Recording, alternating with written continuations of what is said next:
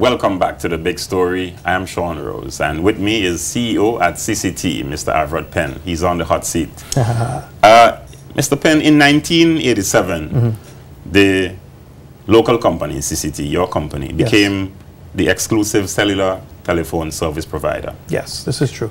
And I'm advised that when the BVI telecom sector was liberalized in 2007, that exclusive wireless license was terminated without notice. And CCT's spectrum allocation was also terminated without notice and without compensation. Is this true? That is correct.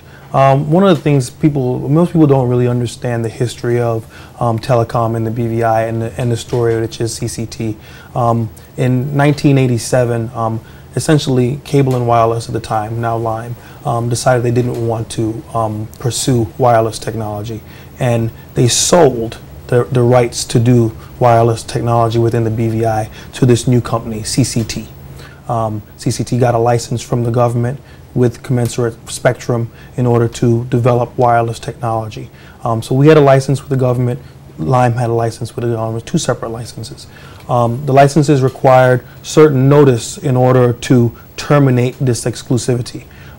We know for a fact that Lime did receive notice before their exclusive license was terminated with liberalization.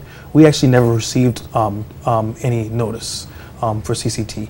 And the other big difference is that when liberalization happened, it's almost in a sense liberalization only happened within the wireless spectrum, because CCT's spectrum allocation was taken back by the government and then reallocated to Lime and then later on to Digicel. And then a small portion was given to us, but there was no compensation given to CCT for this this spectrum which was taken back. And in order to really explain this to people so they understand, spectrum is no different than land. You know, it's like getting a crown lease for land on Wickham's Key or something like that, and you've built a building there, you have this land that you plan to develop, so on and so on, and someone comes and says they want to take it back. It has a value, obviously, and it was a chief part of the value of the company as a whole. If you look at companies like, say, AT&T in the United States, when they have, because their financial records are, you know, public information, they value their spectrum at $52 billion. Now, our spectrum may not have been worth $52 billion, but it had a value. And the TRC Act of 2007, as you said, actually has a clause when it talks about compensation for the providers that had to give up something for liberalization, but CCT was never compensated, and that's one of the interesting things about CCT that really has created an unfair playing field. And I think many of us would have it hard to believe that, you know, the government would come and tell, you know, our competitors that, you know, their infrastructure that they've built around this country, you know, they've built wires in the road, et cetera, we're going to nationalize them and give them to another company for no value. But precisely that is what happened to CCT. Who was responsible for compensating CCT? Well, the government should be. And what kind of compensation are we talking about? I know you said a while ago that you're not sure about the figure. It's something that has not really come to an end. Where it's CCT's history is we've never really wanted to have an acrimonious relationship with the government. We've tried to avoid going towards litigation. We've always tried to work these things out in an amicable manner because we're a BVI company. We're interested in the country moving forward. You know, obviously this is a business investment. I have to protect the investment of my shareholders. That's my fiduciary responsibility. But we've tried to handle these things in as amicable a way as possible. But, you know, we continue to have these concerns and these vexing issues, and this is where we start to talk about regulatory parity, and we need to be treated no less than any other competitor. And I'm very interested in the fact that you were not given notice. Who was responsible for giving you notice? Well, according to the license, the government would have had to give us notice. Any indications, any ideas why this wasn't done? Well, I mean, that is a long-standing matter between us and the Virgin Islands government. There's been opinions back and forth. I can't say right now how that will work itself out, but, you know, this is something that happened, you know. But there are many things about liberalization that people don't understand. I often laugh. You know, I read the blogs like everyone else here in the BVI, and it almost seems that every time there's a story about CCT, somebody puts in something about we used to charge for incoming calls. I've come to believe that maybe one of our competitors pays someone to blog that each time. But, you know, what you need to understand is you need to understand the history of it. You know, Yes. the history is CCT had an agreement where because we bought the rights from Cable and Wireless, we were obligated to connect every call through Cable and Wireless. Every call to a landline had to go through Cable and Wireless. Every call overseas had to go through Cable and Wireless. Every connection to the internet or any data had to go through Cable and Wireless. So we were in every way beholden to them in terms of our pricing. So to come back and complain about pricing that CCT had, I mean, I'm sure it sounds terrible right now, but you have to understand the situation of what it was at the time that caused that economic reality. So you're telling me that you had to pay Cable and Wireless for each call you made through Cable and Wireless? Absolutely, absolutely. And they didn't have to do the reverse. I see. And you know, and these are the things that have brought us to where we are. You know, and it's important that people understand, you know, the history before they start to say, well, CCT did this or did this. I mean, we are in every way a local company. As the CEO of CCT, I don't get to run or hide. You know, there's no big corporate structure for me to hide behind. If CCT has a problem, my phone rings.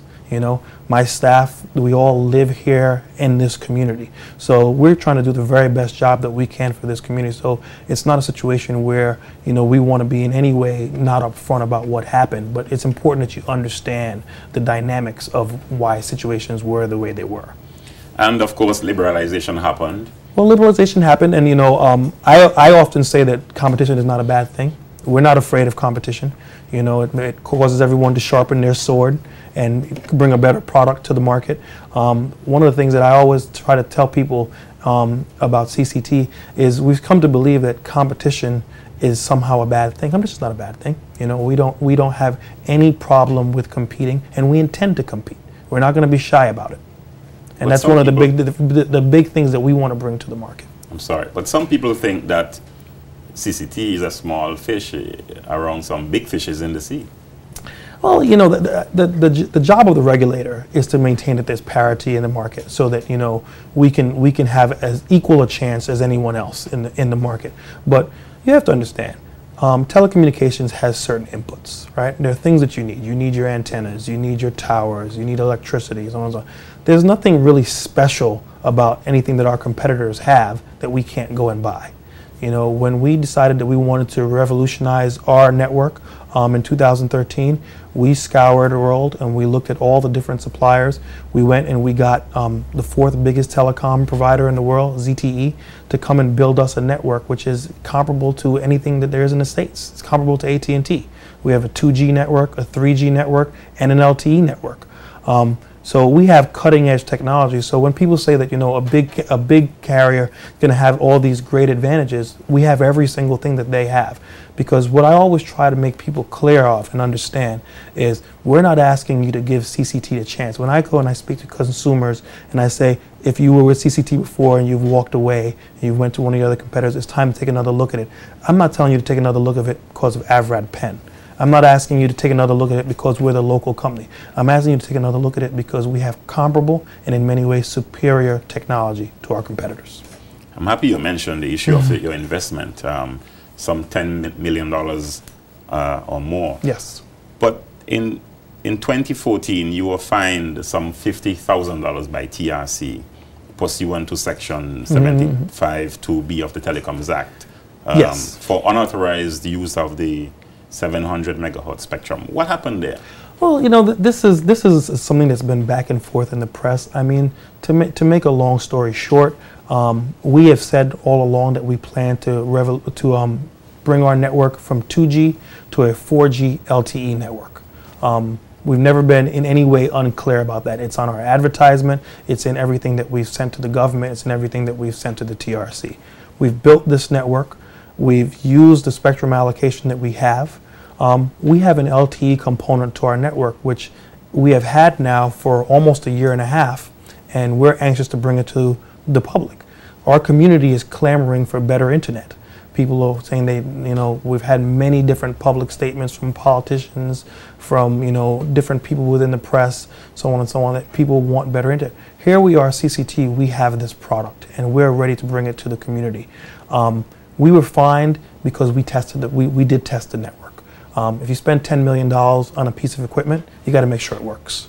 And it's not something that, you know, we didn't want to flaunt our authority of the regulator, but it was necessary for us to move forward in terms of the investment that we made. And we continue to try to lobby, to try to do everything in our power to bring this product to the consumer.